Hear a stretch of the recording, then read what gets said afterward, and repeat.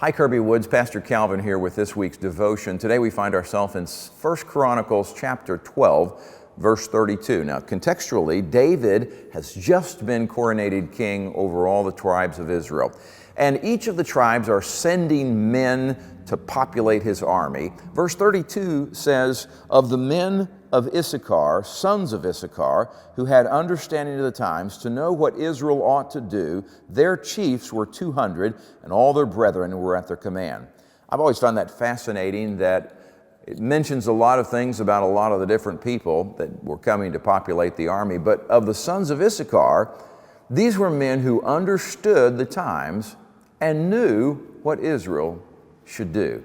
I wonder if we understand the times. I wonder if we know what God would have us to do in our day and age. You know, we see a lot of things going on as we come up to an election just a few days away, a very important election, when we're going to elect a president and a vice president, congressmen and women, senators, local politicians. All of these things are very important because they're going to impact the future of our country. They're going to impact legislation that maybe has to do with abortion, maybe has to do with marriage, maybe has to do with religious liberties. These are very important things. And I know some people are extremely spiritual and they don't want to get involved at all. But you know, we have a responsibility. God expects us to be good stewards of everything He gives us. And if He's given us the opportunity to elect our leaders, then we have to be good stewards of that privilege, of that gift that He's given us, and we need to exercise our vote. We need to have a voice for God in our culture.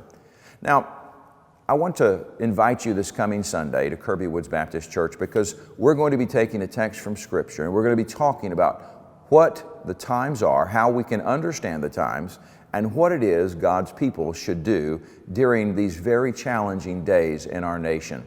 I'm going to ask that our church will, on one day this week, whatever day God puts on your heart, will fast. If God puts it on your heart, I want you to spend a day fasting and praying for our country. This is a very important time, and that's why we're going to be talking on November 2nd, Sunday, about knowing what's going on and knowing how we as Christians should respond. I hope you'll join us. We have Sunday school here every Sunday morning at 9:15, service at 10:30. Join us in person, join us online. We love you and we hope to see you this coming Sunday. God bless.